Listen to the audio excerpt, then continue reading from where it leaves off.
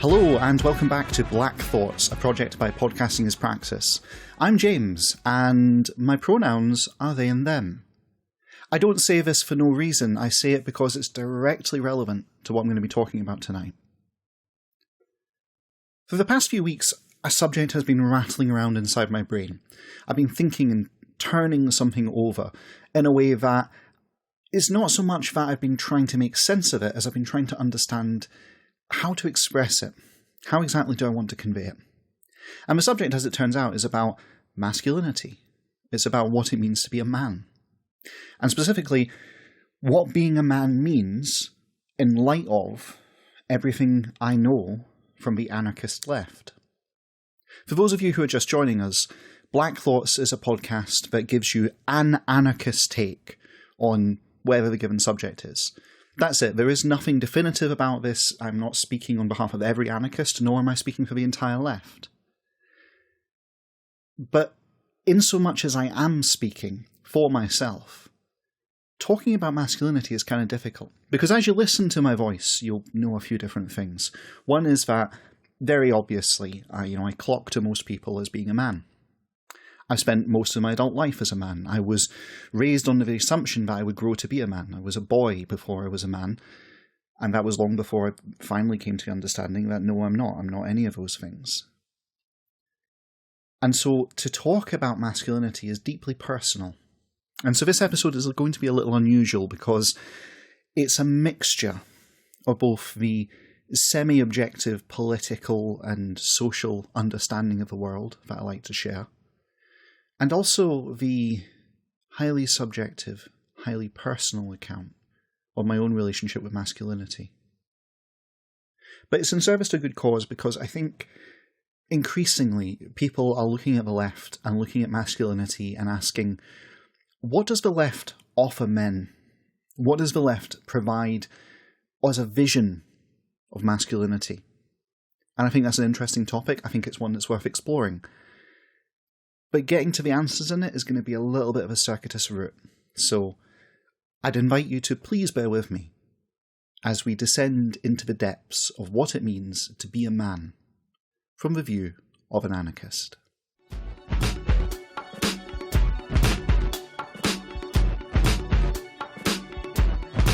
So listening to me, you won't just have clocked that I present in a masculine way. If you're good with accents, you might also have noticed that I come from the west coast of Scotland. I'm Scottish, and that carries through my accent. It's not the only thing going on in my accent, but for purposes of this, let's just run with it. As someone from the west coast of Scotland, I've grown up with a very particular model of masculinity. Scotland's men, particularly the men on the west coast, are kind of known for being your very standard, meat and potatoes, emotionally unavailable, kind of taciturn men. It's a general there's an attitude of masculinity that's kind of baked into our culture. And growing up, that's what I was presented with. I honestly think that's starting to change. I think that, things are opening up a bit, and there's new ideas of what it is to be a man and be Scottish are kind of taking hold, but that's a whole other conversation that I'm not particularly interested in getting into. What I'm trying to get across here, and what I'm interested in kind of exploring, is this idea of what does it mean to be a man, as it was demonstrated and explained to me growing up. Because the interesting thing about where I come from is I think the archetype, the pattern, the ideal of masculinity, which is given in the west coast of Scotland, or was given, is kind of very similar to the archetype that's elsewhere across the world as we know it. Certainly, when I've gone to America, I've seen a lot in common. I've seen a lot of direct parallels, starting with that one I mentioned, meat and potatoes, very plain, very, straightforward. And when we talk about, little symbols like that, when we say a guy is meat and potatoes, we mean he's kind of plain, he doesn't have any kind of flourishes, he likes his staples, if you will. He likes his potatoes, if it's starchy, they're nice. He likes his meat. He's a meat eater. And kind of embedded in that is this first kind of idea of masculinity. If you are what you eat in our kind of culture, then there's this whole idea of a man eats meat. He likes his steak, That's one of the first kind of things that we can sort of tease apart and kind of go, that's a bit interesting. Why is that a particular focus? Why is that something that gets associated with masculinity? I'm kind of the view that if you grow up being told you're a man, or that you're going to be a man, there are certain experiences that are universal, that every man is going to have encountered at one point or another. And I'd actually put this to my audience, you listening here today. If you were raised to be a man, then does any of this ring true to you? At some point in your early years, you did something, you explored something, you tried something, and you were told, don't do that, it's girly. Or some variation of that. You might have been told something much more harsh. You might have been told, forgive the language, you might have been told, oh, don't do that, it makes you look like a fag. You might have heard something like that. I think more or less every man has had some kind of experience of this. I think it's actually concretely part of masculinity. At some point, you went up to, brushed against the line of what it is to be a man in our culture, and were kind of, your hand was slapped and you were kind of pushed away from it and told, no, don't do that. Don't do that. Then later, you'll have had an experience where you wanted to express your emotions, again, probably as a child, where you've cried and you've been told, oh, don't cry, be a man. Or boys don't cry. Words to that effect. At some point, as you start to get older, you will have been in an experience of some kind of social experience where you expressed intimacy, care, friendship towards another boy, and you will have been shamed for it. You have been told, no, what are you, gay? Or, we don't do that, or words to that effect. Why? Oh, that's only, men do that with girls. And it will have been something innocuous too. Genuinely innocuous. It will have been something that there wasn't really any meaning behind it. But it will have kind of carried that connotation. Probably around hugging. Like, that's where it tends to come up a lot, is, one guy hugs another, one male child hugs another and gets told, that's kind of gay. Yeah? So already you're kind of getting this idea that there's these universal experiences and they all kind of relate to actions which men aren't allowed to undertake. But there will have been subtler ones too. You'll have discovered, as you grew older, that expressing too much of how you felt, expressing too much of your emotions, that was frowned upon. That was kind of feminine. Similarly with clothing and other items of expression, not acts you do, but expression. You'll have questioned whether something looks too girly. And this starts very young. Guys aren't allowed to like the color pink. That will have been a big one. Pink is for girls. Yeah. All of these policing actions where someone has come and said to you, hey, listen, no, you're not allowed to be that. You're a man. Men don't do that. I think they're universal experiences growing up, being a man. And they're not the only ones. As you get into your teenage years, you'll have been encouraged, one way or another, to compete. That it might not have come from outside. It might have come from your peers rather than from your, adults around you. But one way or another, you will have been encouraged to kind of stand up for yourself, be a man, to take part in sports particularly. It tends to be a big vehicle, got to participate, got to demonstrate your skill and finesse and all this kind of stuff. Put yourself up against someone else. There's a thread in that. Young boys are encouraged pointedly to play sports. Primarily, team sports, but they're always team sports that have an opponent. And it's something so almost innocuous that we almost take it for granted, Oppositional sports are something that we just kind of, it's the water of our culture, It's the air we breathe. We don't really think too much about it, but the same pressure isn't put on women, interestingly. They're not encouraged to take part in competitive sport in the same way as boys are. They have the option to, but curiously they didn't always. That was something that came about over time. And when they were invited into competitive sports, it started with sports just for them. And then over time, when they were allowed into the other sports, there were women's categories added, for the most part. You know, difference between, say, netball and basketball. Netball, men don't play netball, right? Boys don't play netball. That's for girls. Interesting. And so, kind of, the story, if you will, of growing up under this veil of manhood is one of constantly being told there are certain behaviours, certain actions which are taboo. But that is, if you will, one side of it. There's another side. And the other side is the shame that goes with it, and your participation in that shame, in that ridicule.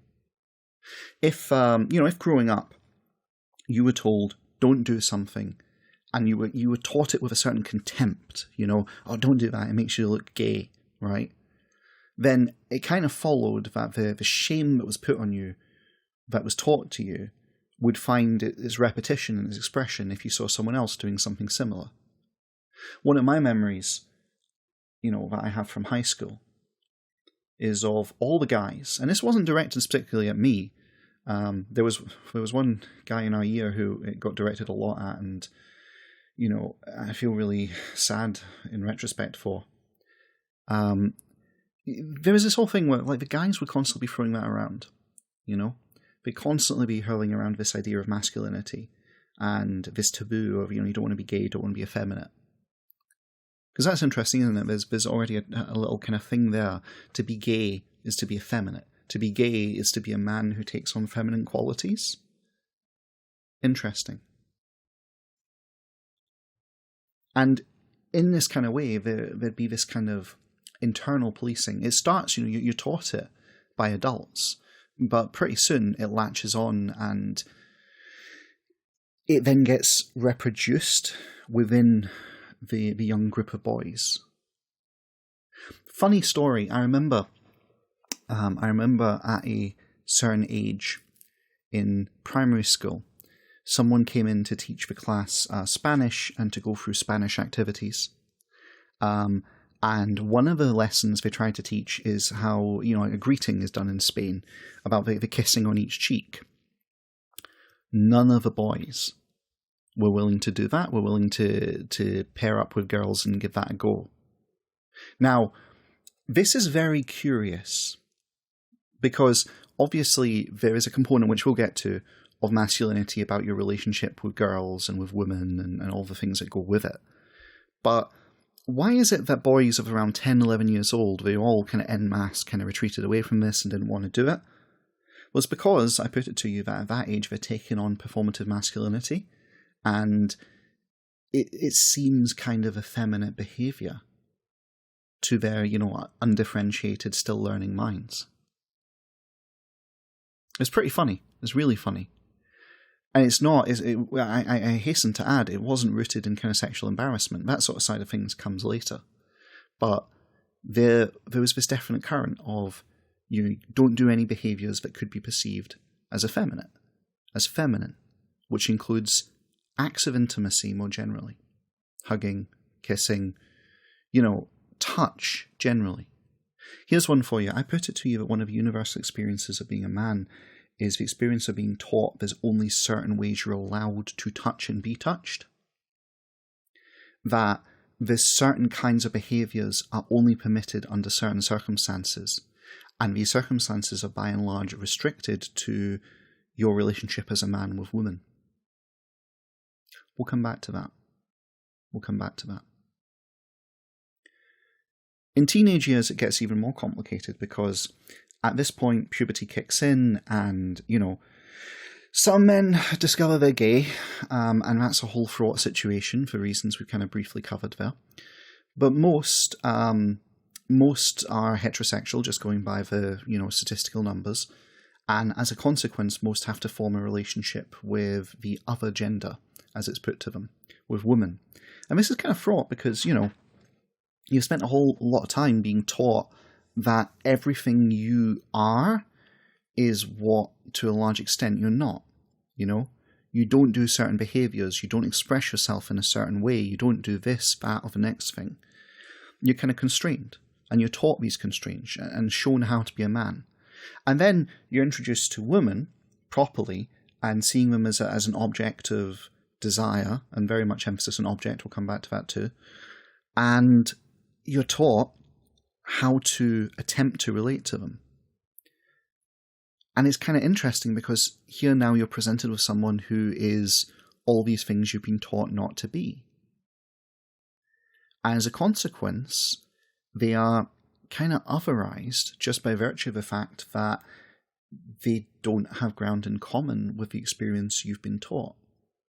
You've been taught to be a certain way. Here's this whole type of people who are taught not just, freely to be the things you're not allowed to be, but actually taught the opposite. They're taught not to be like you, because there's a flip side to this we will get to. And now you have to form a relationship with them. And at a base level, I think, part of the dehumanization of women comes in just from this, just from the fact that, you've been taught to be a certain way, this is what you've been taught to know, and now you're being presented with a people who are taught the opposite. And you're trying to understand and interpret this with the faculties and experience of a child. It follows that otherization kind of takes place. And, we can go into how and why that takes place. I've covered it a little bit in a previous episode where I've talked about how you get these kind of hierarchies of oppression are formed. And I know that is a term that can be a little bit of a mouthful, but it's this whole idea that, for one person to rule other people, you kind of need to play the other people against themselves and divide them. And one of the easiest ways to do it is among very obvious things you can just identify with a glance, and that kind of includes physical sex. And so you get into the beginnings of gender hierarchy and later racism and all the rest of it. But at core, it's less here and now. It's less that I'm trying to talk about why, but more just about that subjective experience, the masculine experience of first being exposed to women.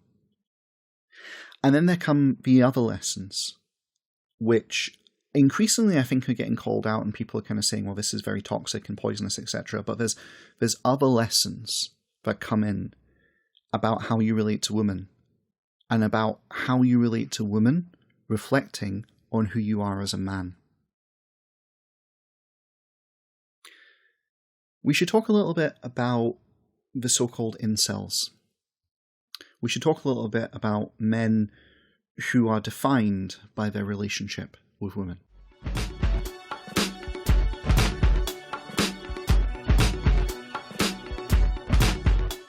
So again, I've talked about incels in a previous episode, but to summarize very briefly, the involuntary celibates are essentially a kind of political group of men. They might not think of themselves as political, but they've adopted a kind of political attitude, who cannot help but define their status and self-worth by their relationship with women. Women are, for want of a better word, a kind of status-affirming commodity to them. It's not that women are people, it's that they are a kind of being that these men, through their relationship with, know and define themselves. And it's not entirely their fault. I know, right? Everyone obviously is the master of their own soul, and to a lesser or greater extent gets to decide what they do with the experiences they have.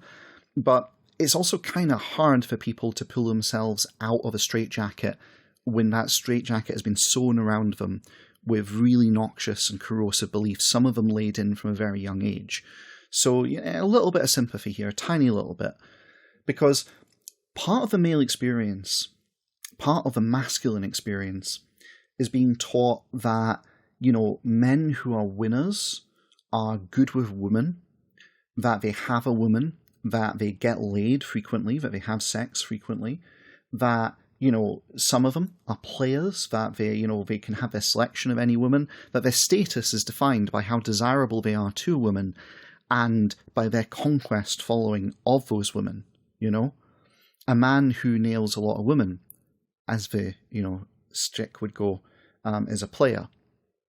The standard is the opposite for women who sleep with lots of men, etc., etc. But you get this idea. There's this idea of conquest, this idea of possession, of ownership, of notches on the bedpost, that is kind of taught to young men. Women are there as objects to be pursued, and the acquisition of them will provide a kind of status to the man. And to not possess these things is to be worthless. But this is all the kind of social read on it. There's another layer to it, and one I've kind of hinted at before. I said before that one of the experiences of being men is you're taught about touch and the appropriateness of touch, and when it's okay to share certain experiences and when it's not.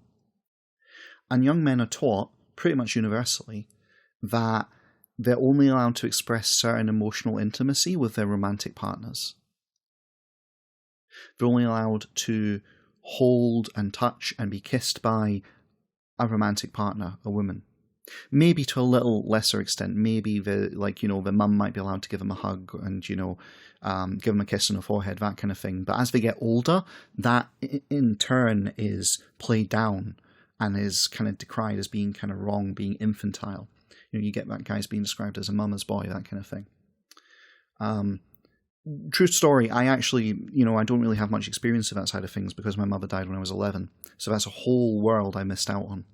Instead, I was raised by my father. And, if you want to do your armchair psychology thing, you could read a lot about how I ended up from that.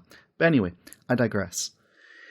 In this way, men as a class of people are essentially taught that the limited human contact and emotional expression they're allowed comes mostly in private, not in public, but mostly in private with women who are their lovers. And that's kind of it. There are other limited expressions, of course, particularly around team sports. It's okay to hug and to dance around and to express emotion as part of a team sport event or as part of a team, part of a crew, just, one of the guys joshing around. It's all very ritualized and formalized. You're not allowed to just hug your guy friend. It's not allowed. And worse than this, it all becomes woven up so that there's this kind of intermingling of emotional experiences emotional comfort, emotional expression with sexual attraction. Because here's the thing, if you're only allowed to express your emotions truly, deeply, intimately, without a filter, and if you're only allowed to have certain forms of physical touch, I'm not talking about sexual ones, I'm not talking about having sex, I'm talking about hugs, I'm talking about friendly touches, I'm talking about that kind of physical intimacy. If you're only allowed to have that in the context of your sexual relationship with a woman, then these things become blurred together.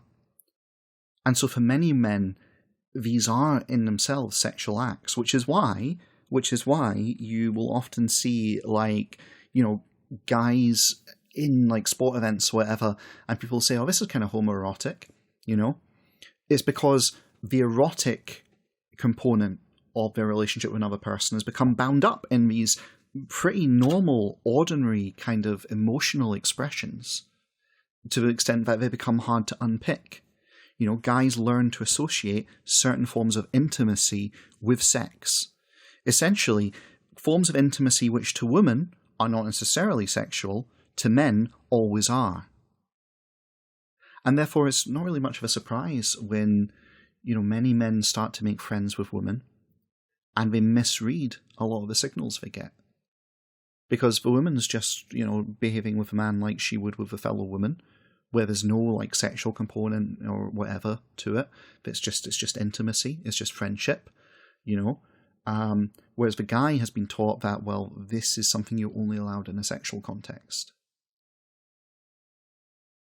And so they end up very confused and hurt when it's later revealed that the woman just sees them as a friend.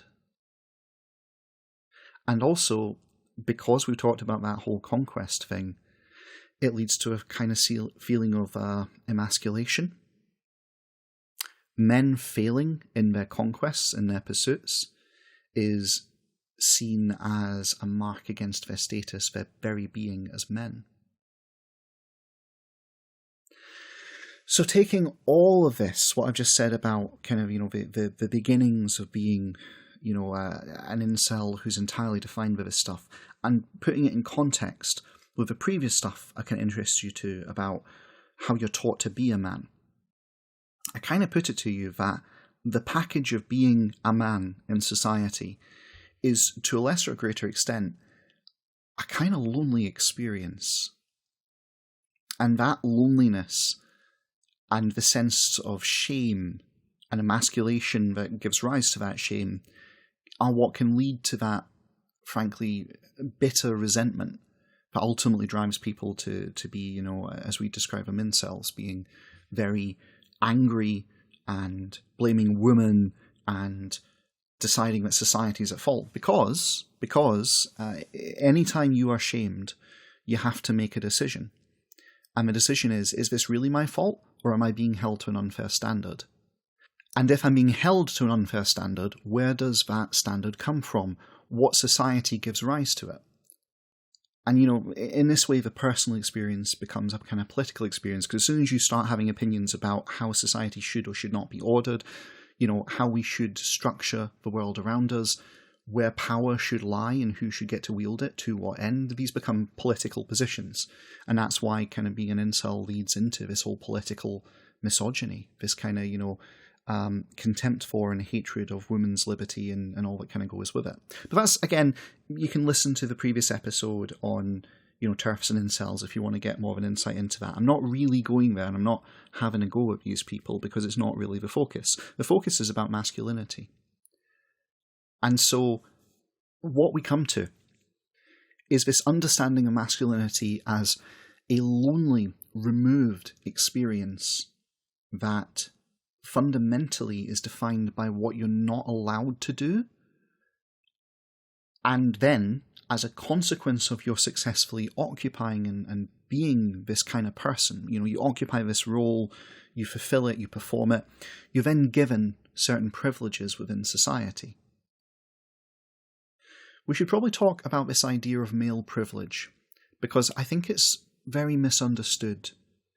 And in particular, I think it upsets a lot of people to hear male privilege described when, in practice, they don't really feel like they get much. They actually feel more of everything I've just described up to this point. So, let's talk about male privilege.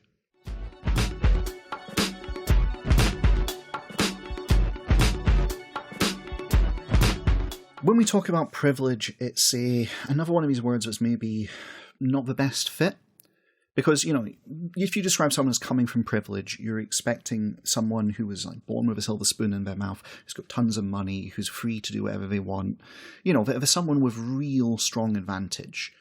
And the practical experience of privilege as it exists in our society doesn't really match this vision of privilege as being this thing where you're accorded these great advantages and powers. Often, privilege as it exists in our society is actually, it would be better defined as not being subject to certain rules and certain oppressions. That'd be kind of a better way to put it, I think. It's not so much that you get an advantage, so much as you don't experience a disadvantage. And in this way, men do have a kind of privilege, but really it's, by being men, they are exempted from certain burdens and pains which are put upon others. And that then, that leads to problems, because you get men who, they're not experiencing some of the obstacles that women face, right? And we'll talk about this. I'm not just going to leave this alone. We'll get into what examples of what that can be in a minute. But the men, they don't experience these things. But they do experience all the loneliness and all the social expectation that's placed on them. And when someone says to them, oh, you've got male privilege, they then get very angry about it because they think, well, my life is utterly shit. I don't have any privilege whatsoever. In fact, from my perspective, you seem to be the one who's privileged because you get to have, emotional relationships. And you get to have your choice of partners. And everything they say is kind of framed through this idea of what it is to be a man and therefore what it is to be otherwise. Do you notice that, I'm going back to incels for a second, a lot of incels take a lot of time to express how women get their choice of partners. And it's very interesting because to the incel, having a partner is what conveys status. Therefore, women are the really privileged ones because they get their choice of partners, which isn't true. Like, I know plenty of women who crush on guys who they absolutely can't get in a million years, or who just don't know how to relate to guys whatsoever, even though they would like to, and they really struggle with it. And similarly, and this is kind of importantly, women don't judge their worth necessarily by that. Necessarily. There's a bit of complexity to that, but I'm focusing on men here, rather than, what it is to be a woman, and, women are subject to other pressures, which we're going to get to in more detail. But just for the point of, this argument, there's this whole idea that incels have in their head that women are the ones who are privileged because they're not subject to these kind of pressures, and because, they're not the ones who pursue, they just get to be pursued and then, choose one from the crowd to be theirs, etc., etc. And it's because they imagine that women's status is a kind of inversion, a kind of reflection of their own, status and how they accrue it. And it's not at all. It's all kind of projection. So to kind of bring it back around to this idea of privilege, privilege is this kind of interesting word that, as I've said, it doesn't fit. It's best described as an exemption from oppression. And let me give you a really simple example of it. There is a wage gap. If you are a woman and you perform a job, then according to statistics, according to the cold hard evidence, you will almost always be paid less than a similarly kind of established and, experienced man would in the same position. And not by a little, by quite a lot. My own partner, she was chronically underpaid for years. It still is, actually, though recently she got a pay rise and is, a little bit further up than she was. And it's kind of ridiculous. It's just kind of baked in. Women get paid less. But more than this, there are other examples where men have a kind of implicit assumption the world is built for them. And this is a real form of privilege. It's like, in our society, if you are a man, then our society is kind of built around you, and the needs of women are an afterthought. Period poverty is a subject that has received a lot of scrutiny in recent years. As things currently stand, people who menstruate have their periods roughly every 28 days or so. For the purposes of this, discourse, I'm obviously talking about the gender dichotomy and how, essentially, women are the oppressed class. And for the purposes of this little section, just want to be clear, obviously, when I talk about women, I'm including the broad penumbra of people who've been told they're women by society in one way or another, and therefore are subject to, mistreatment or coercion as a consequence, particularly with regard to period poverty. Anyway, as a consequence to this, our society has just kind of taxed women by saying, you have to buy products in order to be able to, live comfortably and cleanly whenever this happens. Similarly, though, there's this kind of flip side where, a lot of the reproductive health related stuff for men is just kind of covered. Perhaps a more egregious example, and better example, would be around contraception versus impotency medication. Particularly in the States, you'll find that contraception is, it's a politicized issue, but also it's just generally, there's arguments for whether it should be covered, whereas impotence medication is covered much more freely. Even within, here's an interesting fact for you that not many people know. The pill, the, female contraception, do you know that that's actually based on science which was specifically kind of done to appeal to the Catholic Church? You can look this up. The hormones that are in most pills, if you were to take them consistently, they wouldn't require women to have periods at all. And when they do actually bleed whilst they're on these pills, once every month or so, that's not actually a period.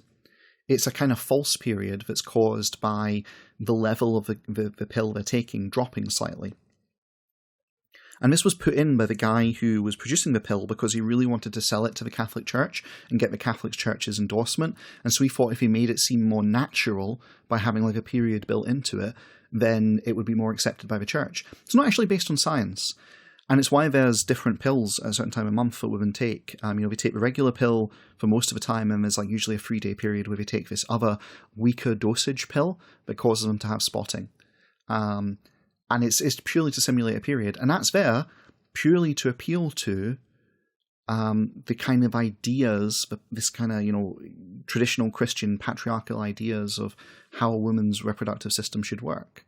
Which kind of leads to this whole other thing, which is that in our society, women's reproduction is a heavily politicized topic. And what women are allowed and not allowed to do and how they should and shouldn't be doing it is this whole thing, whereas men's isn't. Because men's is the kind of default situation. The men's participation in, conception isn't regulated. And yeah, it's like this is the form that privilege really takes. It's not having to deal with all this bullshit.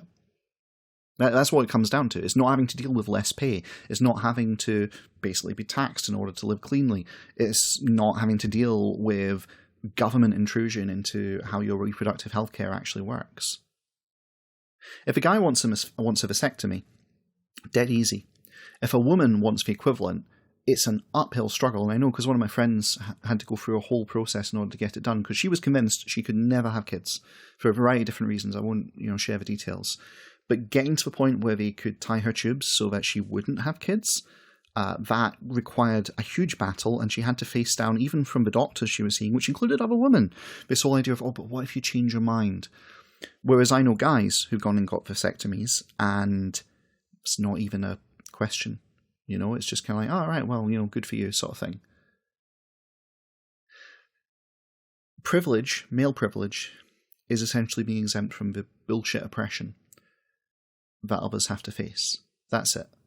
That's the whole of what it means. And so you can kind of see why I'm saying that this idea of privilege is a bad word. It doesn't really fit.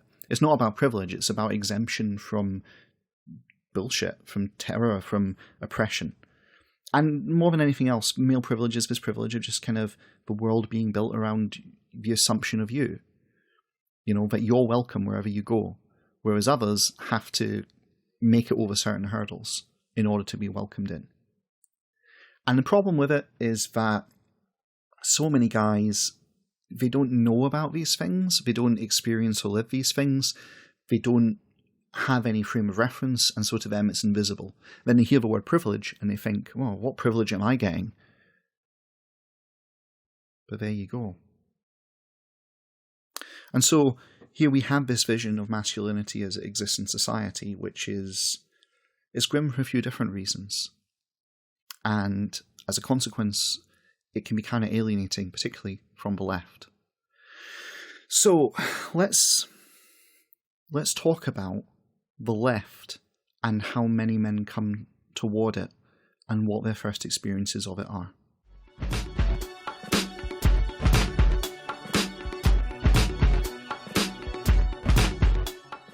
So let's say you're a fairly ordinary guy, just, you're a meat and potatoes kind of guy, but you're well-intentioned, and you're kind of aware that there's some things in the world that are a bit kind of fucked up, and maybe, minorities, women and others, it seems like they're getting a bit of a rough deal in some places. Like, your eyes have been opened, you've seen some things which are a bit difficult, that are a bit kind of, you're not sure how you feel about that. And so you decide, you know what, maybe there's something else out there I should learn about. Maybe I should expand my horizons. Maybe I should change my politics or my position in society. I don't know, let's go exploring. And so you kind of approach the corpus of knowledge on the left, the whole body of theory and ideas and just communities, and you try to get a handle on it. Dollars to donuts, one of the very first things you're going to encounter is this idea of male privilege. And as I've just articulated, it's a bad term, right? Because it's not really about privileges, it's about exemptions from kinds of oppression. That in itself is pretty off-putting, and I think honestly, that does more damage than anything else in getting men to run 1,000,000 miles.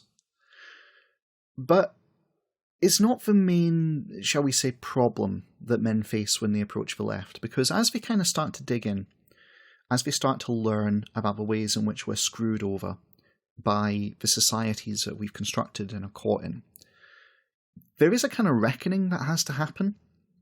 there is a kind of consideration that you have to give as to, well, if we kind of accept that people are kind of equally valid, that human experiences are diverse, and that's a good thing, and that, it's perfectly fine for someone to be gay. Like, it's good, it's normal, it's a healthy part of human society. There've always been gay people, there always will be, who cares? And so too, if you then, take the attitude that, well, all these kind of things that we say are men only, maybe they're not. Maybe, like, women can be assertive and can be X, Y, and Z, and maybe it's okay for men to feel a variety of different feelings, etc. And then if you go further into it and you start to get into the whole trans debate, and you start to go, well, I guess maybe some people can grow up feeling they're more like a man than they are a woman, or more like a woman than they are a man, despite what they've been told they are. I guess maybe, that's cool and good and fine. It starts to ask questions about, well, what does it mean to be a man? What does it mean to be a man? And here's the thing. In previous episodes of Black Thoughts, I've talked about how status is used to divide people and make them more rulable, but also, as an extension, how status is used to help people understand who they are. How people define themselves by their status within society. And I put it to you that the masculine role, more than any other, is the base, the example of what it is to define yourself by your status. Because in the masculine, we have this role that exists to kind of be a recipient of status and, to essentially have an exemption from oppression, and to an extent, as a consequence of that exemption, the ability to reproduce that oppression on others who fall, who are not male without comeback. Because that's like part of it, isn't it? It's like, if you're exempt from this oppression, then in order for that oppression to continue to exist, you are indeed encouraged to reproduce it on others. We have this role that is essentially defining of its status. To be a man is to not engage in certain behaviours, to be exempt from certain oppressions, and to be free to engage in other behaviours that reproduce this system. That's kind of what it is to be a man in many ways. I mean, if you kind of go down the route that people can transition their gender, and thus you can have women who have penises, and you can have men who have vaginas, then you're left in this kind of position of going, well, if being a man isn't tied to biological sex, if that isn't the basis of it, then we have to kind of interrogate, well, what else is being a man? And everywhere you look, it starts to seem like it's kind of either a raw deal, or a deal that's kind of raw, but that comes with massive perks if you're prepared to basically mistreat others to put yourself above them. And so here we arrive in the kind of sticky issue of why a lot of men run away from the left, I think. Because as they start to approach this point, they get very nervous. It's scary and kind of intimidating to have to ask yourself the question, well, who am I? What am I in light of all this gained understanding of this broader experience? What does it mean to be a man? Because I've been taught to be proud of myself as a man. And now I discover that many of the behaviours and things not only are damaging to others, but are actually kind of harmful to me. That actually, I do feel lonely, and it is something that I've pushed to the back of my head in many ways. But now I'm looking at it and going, oh, this is kind of unjust. But that then leaves me, if I reject this, if I walk away from this, what am I?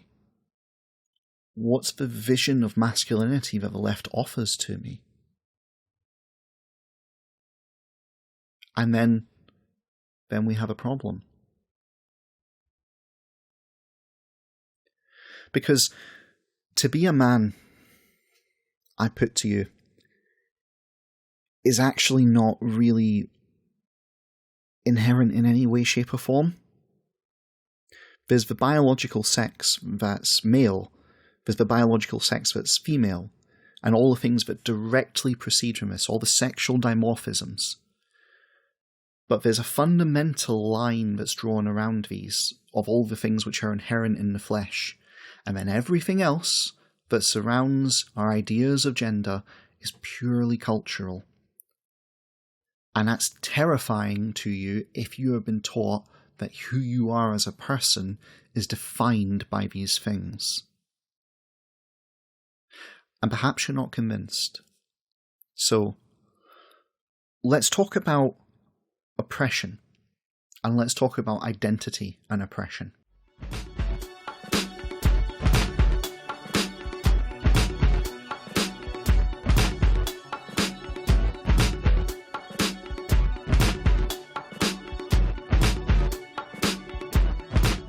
Apartheid. It's a political system where you have one class of people are insisted by society as being superior to another, and the two sides are divided and drawn apart and shown to be categorically distinct, with one side giving privileges over the other. If we look at apartheid South Africa, you see whites versus blacks, and you see this playing out. You see the way, essentially, the white communities were physically divided from the black communities, but also divided in terms of their ability to participate in the political process, their ability to receive certain rights, their treatment by the state as it existed. On all different levels, there was a complete division between these two sides. And not just in, apartheid South Africa. If we look at the history of the United States, not too long ago, we had divided, white versus black populations with terrible laws put in place to kind of enforce this, leading to perversities like, different drinking fountains. Fountains for white people to drink from versus fountains for black people to drink from. And in this kind of division, this apartheid system, you have a class that's oppressed and a class that's not oppressed. And the class that's not oppressed is lauded and told that they're the kind of default and given the privilege of being exempt from oppression, but also the privilege to be able to reproduce that oppression. And it's also policed. It's policed quite strongly. There's certain behaviours you're not allowed to engage in. Growing up, my father was an absolute arsehole, right? And so I say this as preface. He would occasionally, when drunk, bust out a phrase. Whenever I was doing something that he didn't approve of, he'd bust out this phrase, and I apologise to everyone, but he'd bust out this phrase and say, play the white man. Shameful, right? But it's this whole idea of that virtue, goodness, being the right way was being white, and he'd kind of learned that. Now, he was born in 1937, so there's a whole generational thing going on there a little bit, but he was also just a stone-cold arsehole, right? This kind of attitude is indicative of what you get in apartheid societies, where there's like one side is politically excluded and controlled and demeaned and ruled over and lorded over by the other. And, if you want to read up on it, you'll read some really tremendous terrors. And I say apartheid rather than slavery because I want to make clear, just because people aren't enslaved, it doesn't necessarily mean that they're free. There was the slavery of the South, which then gave way to the apartheid of Jim Crow, and to a lesser greater extent the echoes of it still live today. In fact, I'd say that in a lot of large sections of America, these kind of things are still ongoing. It's a matter of degree. But at its root is the idea that there's one class of people who have a default, who are taught to behave in certain ways, and there's one class of people who aren't, and who are oppressed. And they understand themselves through these identities. Or they're taught, rather, to understand themselves through these identities. I understand that people might be very uncomfortable with this, but at root, the relationship between masculine and feminine is kind of the same. Now, I understand there's a lot of people who really don't like this. And, if you're listening to this and you're one of them, you're probably very upset and you've got lots of counter-arguments. But I want to invite you to pause a second. I really want to invite you to pause. And I want you to play a little game with me. I want you to imagine you're an alien. And that you've come to Earth. and you're surveying the human race, and you have to write a report on how human beings organise themselves and what the major distinctions are between their different population groups, etc. And so you start with, you'll start by describing physical characteristics. And there are physical biological distinctions between the different sexes, There's the biological distinctions of men and testosterone and all that goes with it, as it's traditionally understood. Then there's the traditional distinctions of women, as it's understood, with estrogen and, wider hips and all that goes with it. And maybe you'll write a bit about this. But as we've kind of come to understand, these sexual characteristics are kind of separate from the gender performance that takes place in society, how people are taught to be themselves, how men are taught to hold themselves apart, to say less, to compete, how women are taught to, hold themselves to a different standard, one that is in many ways deferential to men. I want you to kind of look at this, and genuinely, I want you to answer me a question. For everything you write down describing the masculine performance of things men do, and everything that's written down that women do, I want you to look me in the eye and tell me, honestly and truthfully, that there are no women who exhibit those masculine behaviours, and that there are no men who exhibit those feminine behaviours. And therefore I want to ask you, where do they come from? With a wide enough and long enough view of history, you come to understand that gender roles are this kind of cultural, social, political construction that are built on sexual dimorphism.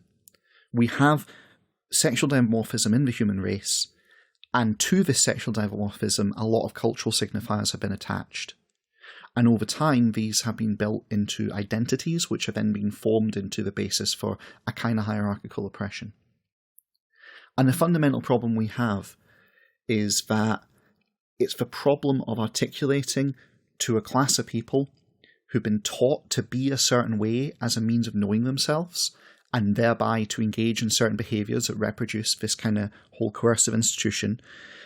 We face the problem of trying and explaining to them that actually the idea of man and woman as gender roles really only exist in relation to each other, and they only really exist in relation to each other to divide each other apart. And this is the problem we come to. A lot of people will draw short of this and will say, well, the idea of masculinity should just fuck off. But no, it's this whole idea of oppressor versus the oppressed, of the person who's imbued with the ability to inflict oppression on others and exemption from that oppression versus those who are taught to kind of receive that. Those who are taught to pursue versus those who are taught to be pursued. The dominant versus the submissive. The masculine versus the feminine. They exist in relationship with each other. But their actual basis is purely a kind of social reproduction. There's biology, sure, and I'm not denying there's like a biological reality, underneath all of us. We all have our sex. But that sex and its construction to gender is something that we've societally made up. And it's made up because there are people who buck the rule, who don't fit into it, for whom it's not inherent. And there always have been. And more than this, if you look throughout history, there's been many different ideas of what it is to be masculine and feminine across time. Men used to dress very brightly, and then one day some trendsetter said, dressing brightly is effeminate, and suddenly it stopped, because it was more important to police the gender boundary than it was to engage in the expression.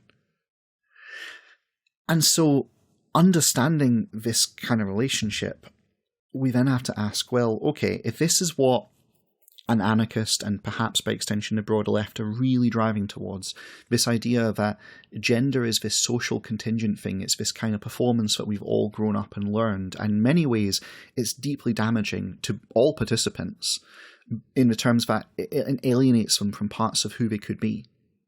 Every little boy who grows up and who innately enjoys being performative and dramatical and, sweeping about the place and playing with dolls and is taught, no, you're not allowed to be that. And every girl who grows up wanting to, climb trees and do traditionally masculine activities and is taught, no, you're not allowed to do that. And every boy who feels the need to touch and be touched, to share and be known and seen, and is told, no, you're only allowed to do that under very specific circumstances. Like, there's something kind of damaging in this apartedness that we put in this apartheid that we, developed off of gender. And the performance of it hurts us and leaves us very alone. If you accept all of this, then you come to the question, well, what does the left offer men? And that's hard. And I think we should talk a little bit about that, maybe to close us out.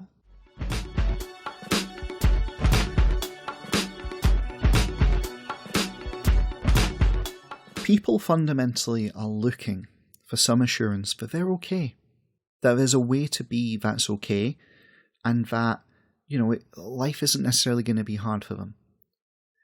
People are just looking to know, look, I'm all right, I can be all right, that everything's fine.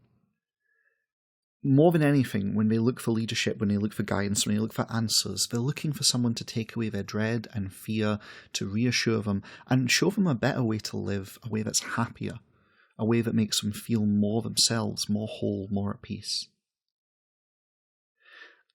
And so, when we talk about men coming to the left looking for answers, what we're really saying is men are looking for some version of themselves they can be that's okay, where they feel calm and fine and at peace, and where they're not bothered by feelings of guilt or shame, where they know themselves and are at peace with themselves, and they're not necessarily hurting other people. Because I genuinely think that what draws people to the left is the realization that others suffer, and perhaps that oneself is complicit in this suffering, that perhaps you're reproducing it, and looking for some answer to this problem. And so when men come to the left, they're looking for that. They're looking, who is it I can be that is at peace in myself and that isn't harming others? And the problem they face, as I've articulated, is coming to understand that, the whole concept of gender identity is this layer that's put on top of people to divide them apart from each other based on an arbitrary physical characteristic, and that is imbued with this great weight by society that precisely prescribes how you're allowed to express yourself, and thus how you're allowed to both know others and be known by them. And this is ingrained deep in us from a very young age. It starts incredibly young.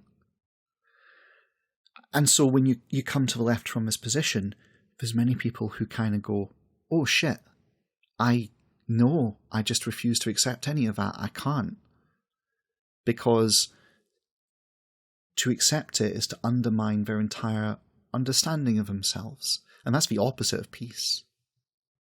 Worse, perhaps they're first contemplating that actually everything that's masculine, everything that you've been told is great about being masculine, is actually really in a roundabout way either personally immiserating or responsible for the immiseration of others. And that's rough. That's hard, man, to be told that. To not just be told that, but to begin to understand it and accept it, to take it on. That's not easy. And that, truthfully, is what it seems like the left offers. It offers an annihilation of manhood, so it seems. Worse, if you're not fully into it, if you kind of are only partially aware of these kind of contradictions and misconstruction of gender and, the oppression that goes with it, then you get this kind of half-baked version whereby men are a problem but women are fine. When actually, both of these gender constructs exist in a kind of antagonism with each other. They are necessary. You don't get the masculine without the feminine. The definition of masculine depends on the definition of feminine, and the definition of feminine depends on the masculine. And while it is true, the feminine is the kind of victim oppressed class, if you will, in this kind of gender apartheid that is constructed, that doesn't necessarily mean it's good that it should exist. But this half-baked version ends up saying, well, men suck and women rule. Which that's not true. Women are made to suffer just the same. It's just that women aren't taught necessarily in quite the same way as men to understand themselves through status, and the ones that are, well, they tend to...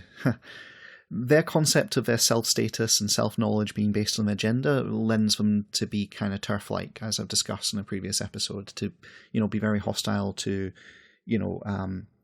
gender transition, and as a consequence, they're generally not... they're not the sort of people who feel warmly about the ideas that the left espouses. But this is the thing. What is it that the left is offering people if it's not this kind of gender annihilation, and by extension this self-annihilation? What is it that is being offered? And it's only by accepting, I think, this full story, this full appreciation that actually there's an antagonism inherent in masculine versus feminine, and that it kind of is about this kind of oppression of putting people in boxes, of allowing one group of people to lord over another, of dividing us all from each other by arbitrary and convenient means. It's only when you kind of fully commit to kind of getting this that you can start to answer the question, what does the left offer men? And what the left offers men is the same as what the left offers women. It offers freedom. In my view, in an anarchist view, if you come to this political position and this understanding of how our society is constructed, and if you interrogate gender deeply enough, what you are essentially offered in return is the freedom to be yourself,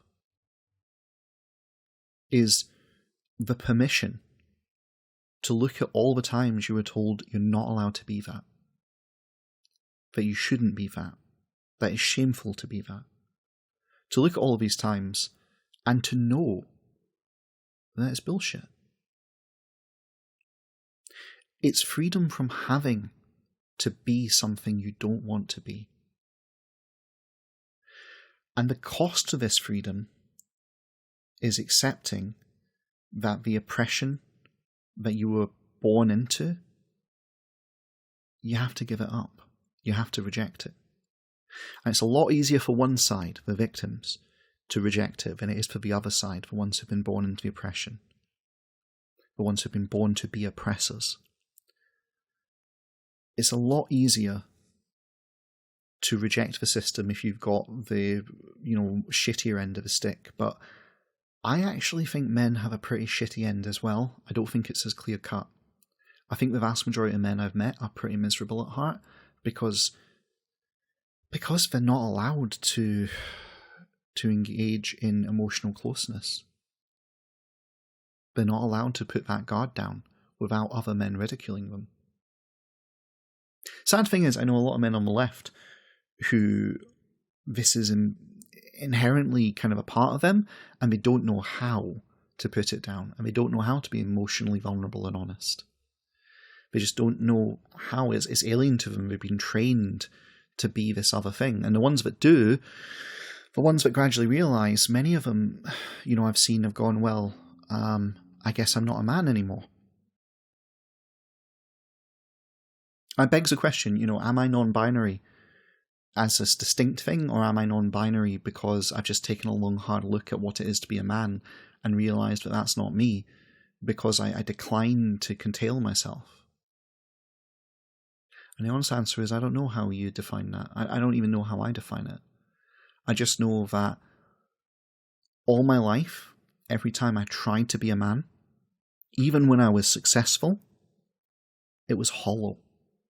And I was unhappy. Or when I suddenly one day realised I don't have to be that, suddenly everything became easier.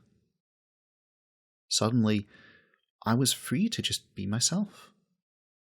And it's kind of nice. But here's the thing, I don't think you have to necessarily commit to non-binary identity to do that. I really don't. A lot of people do, even if they're not quite consciously aware that that's how they're doing it and what they're doing. But I don't think you have to. I think you can call yourself a man and continue with some of the social trappings of masculinity and the assumptions that go with it. And it's not necessarily a big problem. But you do have to give up certain things, certain behaviours and patterns. You have to kind of let them go. And that's the rub of it. You can only be free to be who you are if you're prepared to let go of the thing that confines you. Even when that thing that confines you, it might be something that you find beneficial in some ways. It's a cost of freedom. The freedom to be yourself requires the sacrifice of all that tells you who you are. And it means finding who you are.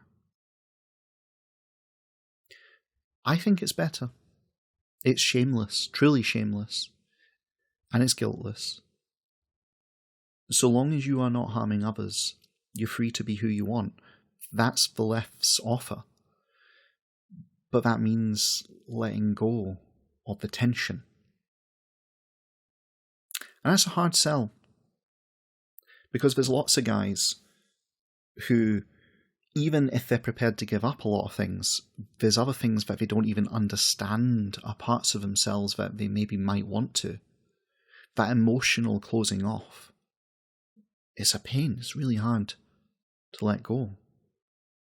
That right of assertion, that implicit kind of, I'm free to just kind of put myself forth into the world and others have to respond to it. That can be a hard one to let go too.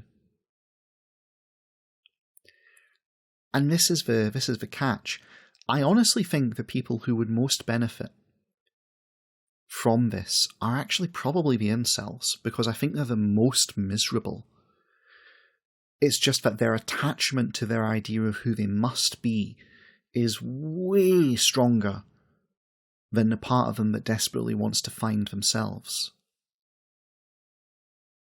And rather than accept that, hang on, maybe this gender game is kind of rigged and who I'm told I must be to be successful, to be a man, is rubbish. Rather than do that, they cling to it and they become bitter because they're haunted by their own feelings of inadequacy next to it. Freedom's the only antidote to that. The freedom to kind of go, you know what? I don't have to. I don't have to be any particular thing. I get to be who I am. And maybe I, by nature, am actually just a bit taciturn and like I don't speak much. But that's okay. That's fine. I just don't have to be. I'm allowed to talk when I want to. And so you'll find, I think, on the whole, there are guys who, for whatever reason, probably I would put it down to nurture, are better fits for masculinity than others. They're more naturally inclined to just be the thing that society tells them to be. And they're the ones who probably are, least receptive to a lot of this. But the ones who are either struggling or who have some part of themselves that they want to share but feel that they can't, I think they're the ones the left really has something to offer. And what it offers them is the choice. Call yourself a man if you want. It's fine. Be whoever you want to be. It's fine. You're free. The cost is that no one tells you what it is to be who you are. And that's not lonely unless you make it so. If you find your crowd, if you find your people, and you're able to express yourself and be accepted by them and know yourself through your relations to others, then it's great, it's fine. But if you're totally alone, then this offer is terrifying, because without some definition, some societal overarching structure to tell you who you are, and without people around you that you can connect to, from whom you can know who you are, who are you? It takes a very strong person to be able to do that solely of themselves.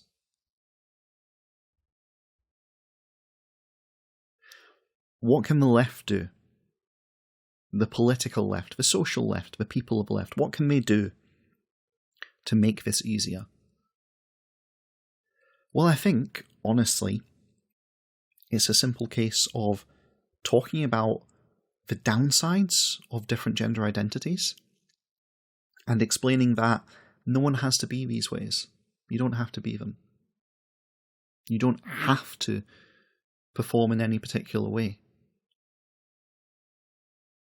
The catch is, you can't know yourself by your labels. You have to accept yourself not as a man or a woman, but as a human being, full of many different aspects of yourself that you only really discover through how they play out with the people around you.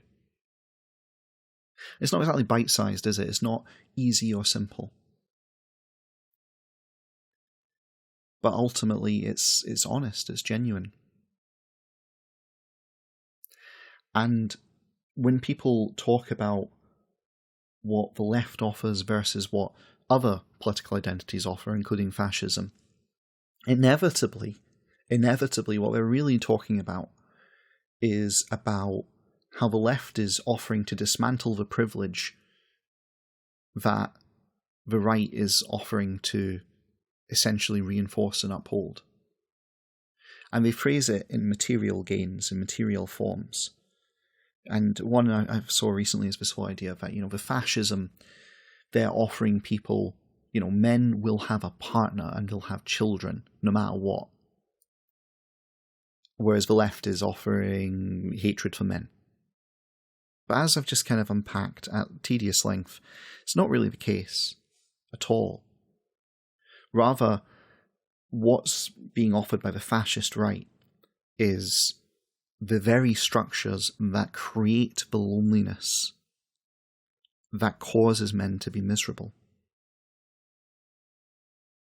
Because it's the very holding themselves apart and being oblivious to the emotions of others that leads men to be estranged from women. It's the inability to treat women like people that makes it impossible for men to actually find partners. We could talk a lot about the different factors that lead to incels, being so lonely. But fundamentally, it's the very characteristics they so cleave to as an understanding of who they are that make them essentially unable to connect with others. The loneliness, the aloofness, the subjugation of women, the treatment of relationships as in status affirming and transactional rather than an actual, intimate, tender, loving, emotional relationship with another human being. The desire for a partner who fulfills one's own needs, but not for a partner who has desires that one can fulfill. This is what makes them so miserable. It's all one and the same. But you're just never going to be able to easily get across to them that, hey, this is what is making you so fucked up. And what you're being offered by the left is the ability to kind of just chill and be like, oh, maybe I don't need to be this way. Maybe I can find some other way to live. And that in turn will actually make you less lonely by better enabling you to connect with others. It's a hard sell. And I guess the only way to really do it is just to live it, is to share it, is to talk about it. So, I guess in conclusion, we're left with a very simple question. When people say, what does the left have to offer men? We have to answer with the question, what do you want it to offer men? What is it you need? What is it you want? And listen. And look for the pain. And finding that pain, the answer is very simply, you don't have to keep hurting.